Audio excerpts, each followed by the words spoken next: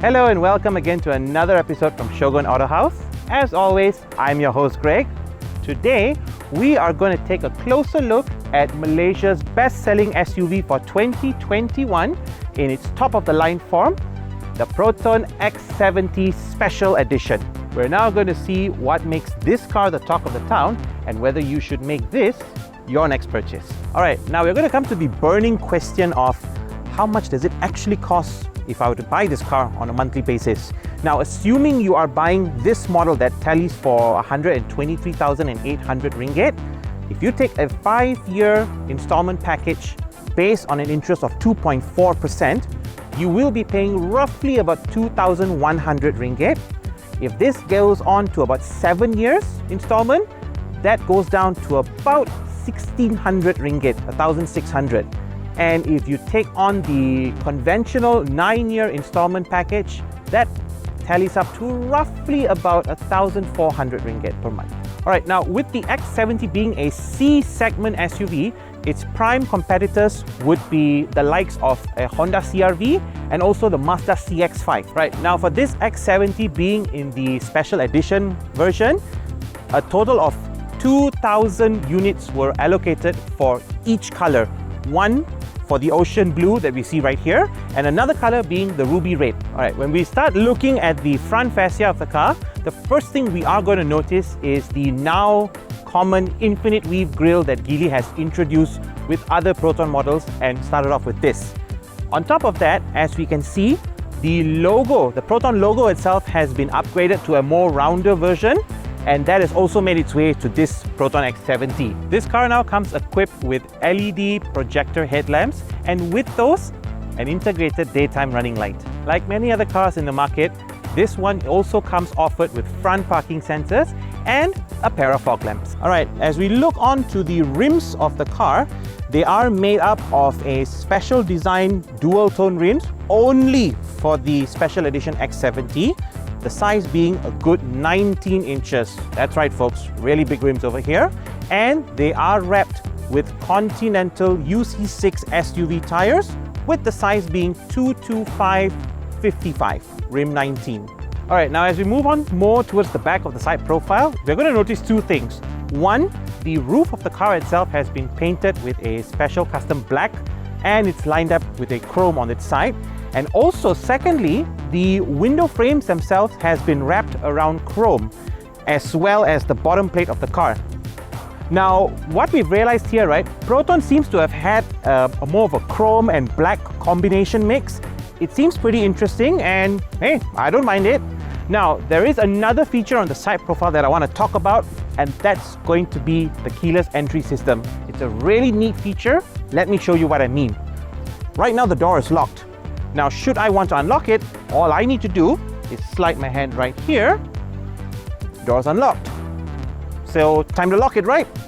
All I gotta do is touch on there and it's locked. Now, of course, this feature is only available for the front doors and your key fob needs to be with you at all times to do this. Moving on to the back of the car, the first thing we're going to notice is the lamps themselves, very sleek in design and fully LED. And to add on to that, Proton has also included a black spoiler with an integrated third brake lamp. And more importantly than that, to show that this car really is a special edition, they've slapped on the wonderful SE badge. Now guys, the dual chrome exhaust tips are not just for show. This car does in fact come with dual exhaust. There's one on the right and there is one on the left. Don't believe me? Just bend right over on the bottom and you will see it for yourself. Now we are also going to take a look at the boot feature of this car, the trunk opening. Proton actually has a solution for those who are not able to use their hands to open the boot. That is a kick sensor. Hands-free guys. So all you got to do is basically have the key fob in your pocket and just wave your foot underneath the bumper of the car. The boot opens automatically. And on top of that, the other way for you to open the boot is by using the remote key access itself, and I'll show you exactly how this is done. There's a little button here to open the boot. All you got to do is hold it for about 3 good seconds. It opens on its own. The third way is by actually pressing a button from the dashboard, the inside of the car. Now to close the boot is relatively simple. You can actually go with a manual approach, but hey, It's already automatic, right? You might as well go with the auto approach, which is just pressing that little button right there. And it closes right down. Now, another feature I want to talk about the rear is a rather controversial one. That's going to be the rear fog lamp. Now, as you know, it is a safety enhancement, but in Malaysia, that does not seem to be the idea, because you know who you are, guys. Some of y'all got a habit of maybe, turning on the fog lamp with your night lights. Absolutely unnecessary, because it is very bright and very irritating to other drivers who are driving at night. So while this is a feature, I do not recommend you to use it unless it is warranted. Now, as we take a closer look at the boot, while it is a very large one at 505 liters, there is one thing that I'm not very happy about this, and that's the boot height itself. It is not very tall and not very deep. So if you've got large bulky items, putting them in is going to be a bit of a challenge. And on top of that, underneath here is where you would find the good old tires. Now, the tires that you see down here, they're not a full-size tire, guys, and this really irks me to no end, because when you are paying top dollar like this, the last thing you'd expect is to get either a smaller size tire like a temporary one, or one that's made out of steel. You should actually be asking and getting the exact same dimensions of tires as you see on the car itself. So now it's time to take a look at the heart of the car, the engine itself. So right off the bat, the one thing I actually appreciate with this car, good old hydraulic arms. No more sticks to hold it up. And if you take a closer look, right, the engine bay gives off a very small size vibe, and that's because of these beauty covers that they've used for the engine.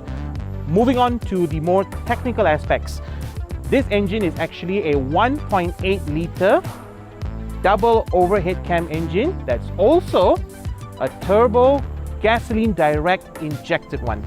So in short, guys, it's a very powerful engine. It is also paired with a 7-speed dual clutch transmission system. Pretty revolutionary for the car like this. I gotta appreciate this. And if you're wondering just how much power this car has, a lot, guys. This one here comes with 184 horsepower and 300 Newton meters of torque. More than enough to take you on any trips. Now, if you want to know how fast this car actually rolls, according to Proton, they claim it can travel at speeds of up to 195 kilometers per hour. Again, this is claimed. We are not recommending or encouraging any one of y'all to test the top speed. Just a disclaimer. And in terms of the 0 to 100 kilometer per hour acceleration, Proton claims this to take 10.5 seconds from 0 to 100.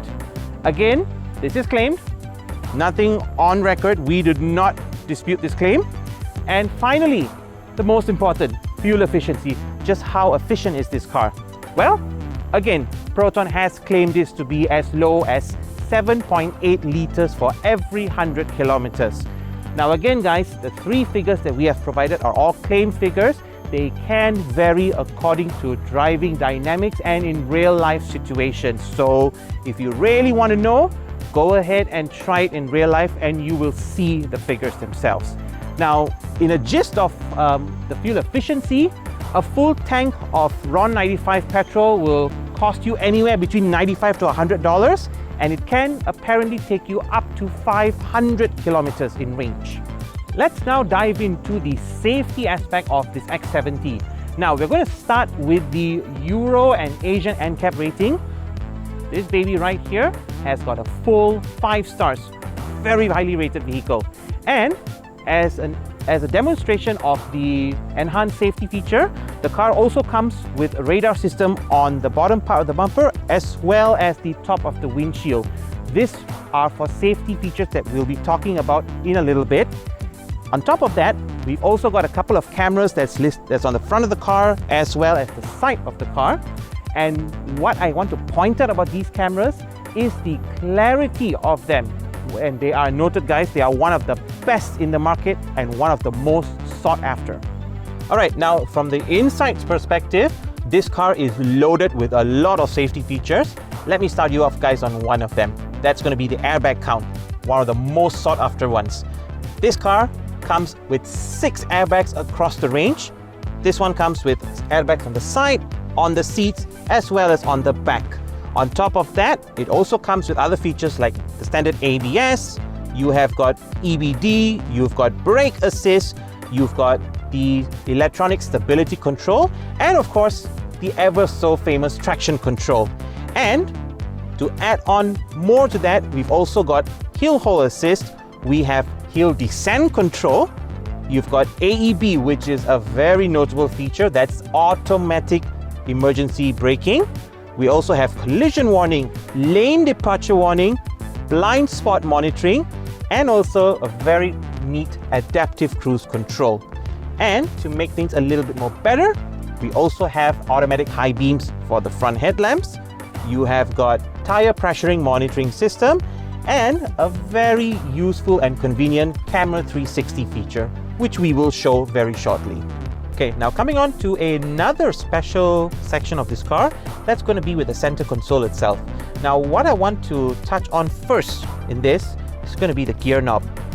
This, guys, is the exact replica as what you would find in a new Volvo.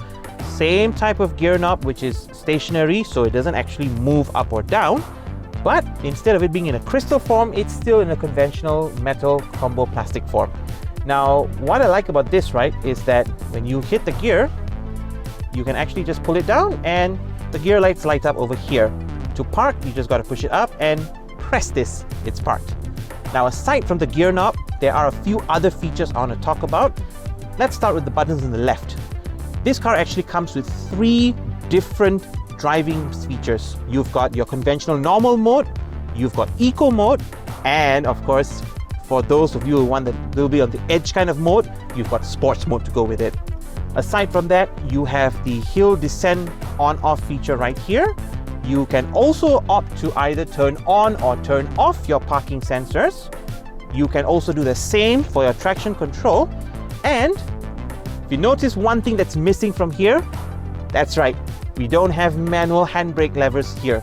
Instead, it's been replaced with an electronic parking brake. Now that we've taken a look at the lower parts of the center console, let's shift our focus to the upper part. Now, we're going to look at the infotainment system. First thing you're going to realize is that it's actually integrated within the dashboard, fully touchscreen, 7 inches. It does support Android CarPlay, but not the Apple one. So those of y'all with iPhones, so sorry to burst your bubble, guys, still not available yet. Now, the touchscreen itself is actually very responsive, very user-friendly. But what I want to actually talk about here is this feature, Camera 360. Now, the 360 camera basically enables us as the driver to view the car from the top, left, right, front, and back. So, assuming that you are in a place that you're not very familiar with the dimensions, as in you're not sure what's in front or behind the car, this feature actually allows you to see it. With a good infotainment system, you must also have good sound system to go with that. And Proton has clearly got the message in this, because with that 7-inch infotainment system, they have also now supported it with a 9-speaker setup configuration, and the brand involved for this is Kenwood. Guys, the speaker is absolutely dope, yo, it is dope. Okay, moment of truth, guys. There is one feature that you can actually use to impress your passengers. That's gonna be, hi Proton, lower driver window please. See what I mean, guys? Yep. Of course, chances of you using this feature is pretty slim, but if you're looking to, add on a wow, a pizzazz factor, this is one good way of doing it. Coming down to the air conditioning system, they've included automatic air conditioning systems. Now, what I like about this is that it's not only automatic, it's also dual climate. There is a him and her feature included. So as a driver, you have the option to control this half of the car's climate system. And as a front passenger, you get to control this half of the system. Now, it's not just the front that comes air condition equipped. rear passengers also have their very own air conditioning system. And what I like about this, it has a feature that also neutralizes the air content. It's an air purifier that is coupled with an N95 cabin filter. All right, now coming on to the instrument cluster. This is yet another interesting feature with the car. For once, we have a car that is with no analog features at all. That's right, guys. No analog speed dials, none of it. Fully digitalized. It's comprising of an 8-inch LCD combination display. And what I like about this is that it's very clear. You've got your conventional speedometer, you've got the trip meter that goes with it. It shows you things like range as in your distance traveled, petrol consumed, and of course the conventional petrol and temperature gauges. And the tire pressure monitoring system I was mentioning about earlier, you can actually see it from the cluster as well. So anytime your tires are low, right there, guys. Push start is standard with this right here. Now with the push start system, right guys, there is something we want to share. Conventionally, we would just put our foot on the brakes and just start the car off immediately. However, doing this repeatedly could put a strain on the starter of the car, and this is applicable to any cars with push start features. Now, an advisable way I would suggest in preserving that would be starting up the car in a 3-step method. So right now, the engine is off. Now, should you wish to start the car, we're going to go with a 3-push method. The first push will basically activate the infotainment. The second push will activate the instrument cluster, and it's only on the third push that we actually press the brake and actually start the car up. This is what we would advise moving forward for any cars with a push start. Okay, now comes another important aspect with choosing a vehicle for any of you guys. That's going to be the overall interior space, the headroom and the legroom. Now, as a driver, I have to say this car offers one of the best headrooms that there is. Based on what I have a good 6 inches worth of headroom above me, and I'm already 193 centimeters tall. In terms of legroom, absolutely no concern. I have a good 3 inches worth of legroom on the bottom. My knees do not collide with the steering wheel, neither do they collide with the dashboard. Right, now moving from the front to the back, I've got to say the headroom coverage is still maintained. I still have a good 5 to 6 inches worth of headroom. With knee room, of course, it is a little bit compromised. I've only got about an inch worth of knee room, and that's because the seat in front has been propped backwards to accommodate a driver of my height and stature. But with that being said, it is still very much sufficient because I feel that my back is well supported. Now, the only thing that I'm still not finding with this car, as I'm not with any other cars, is the thigh support. It's a little bit low. I still have to kind of prop my leg upwards, and on long journeys this could be an issue, but people with shorter statures might not find this to be very troublesome.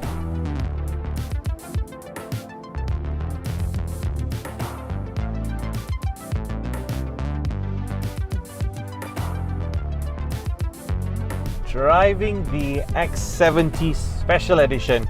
Okay, so ladies and gentlemen, as a first impression driving this big SUV, I'm actually, to be very honest, quite pleased with the initial impression.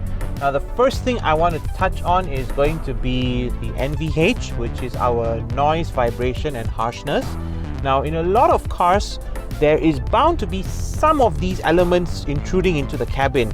Now, what I want to note about this car, guys, is that noise is absolutely minimal.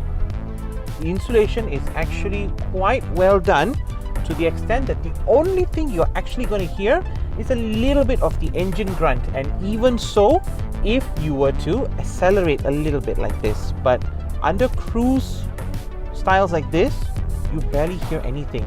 You don't even get to hear the road noises as much because, you know, tires are doing a great job in absorbing that sound. And the door insulations, the entire cabin insulation is actually making the overall experience a memorable one. Moving on to the next element is going to be the element of comfort. How comfortable are you going to be when you're in this car? So as a driver, I'm actually quite comfortable. The seats are actually doing a pretty good job of, supporting my frame, and of course, the comfort of the seat itself is actually good, because being a leather seat, usually there's that misconception that leather seats are very heaty and they are not comfortable after a while.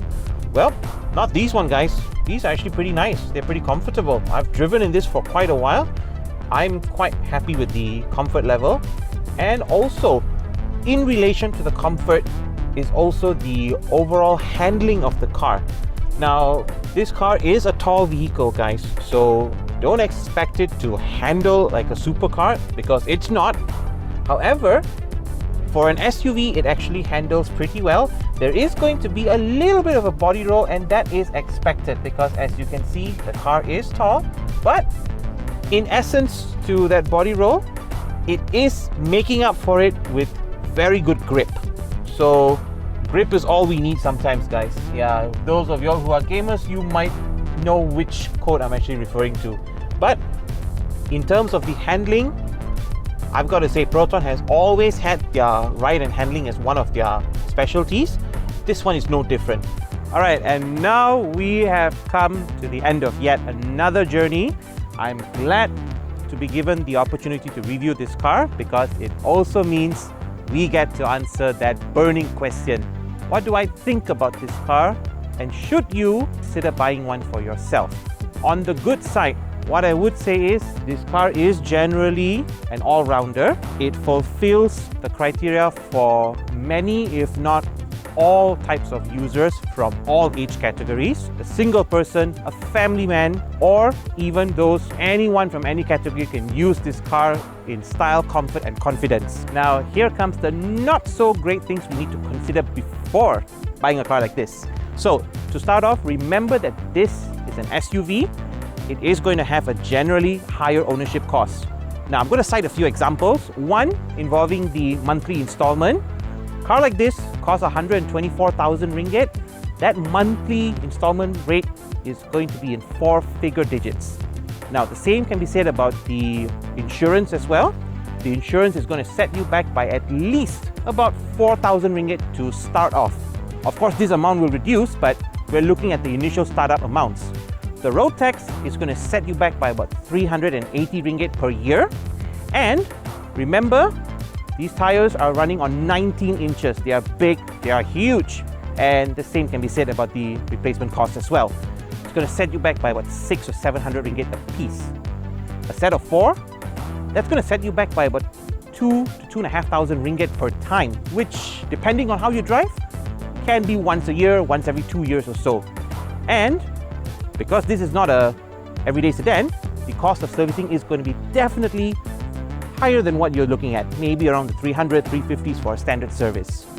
And also, I am aware that Proton is having some troubles when it comes to spare parts involving this car, but with any new models, you must anticipate that some of these issues can take place, especially knowing that this car was a rebatch from Geely. Now, Proton is actively working on it from what they're saying. I would say give it a pinch of salt and decide from there. As a final wrap to this review, to answer your question, could this be my next car? My answer to that? Possibly yes. Go forth knowing all that has been shared with this review, with all due consideration. And if you are happy with what you have seen and heard, go right ahead. This could be your next car for many years to come.